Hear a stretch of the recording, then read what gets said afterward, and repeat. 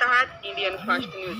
छत्रपती संभाजीराजे यांनी वयाच्या 16व्या वर्षी स्वराज्याची पहिली मुद्रा उमटवली। 18व्या वर्षी युवराज झाले। त्या काळात त्यांनी विविध क्षेत्रात केलेले कार्य हे उल्लेखनीय होते।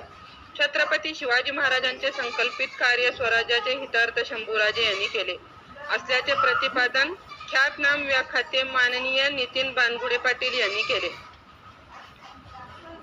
पुढे बोलताना ते म्हणाले, शिवरायाकडून कसे जगावे हे शिकावे तर संभाजीराजांकडून कसे मरावे हे शिकावे। प्रतिकूल परिस्थिती अनुकूल कशी करावी हे छत्रपती संभाजीराजांचे चरित्र अभ्यासले की लक्षात येते। आपला इतिहास उज्ज्वल आहे, तसाच आपला वर्तमान व भविष्य काळही उज्ज्वल करता आला पाहिजे, असे यावेळी म्हणाले। शंभूराजेंचा धगधगता इतिहास सांगून उपस्थित श्रोते गणांना प्राचार्य बानगुडे पाटील यांनी मंत्रमुग्ध केले।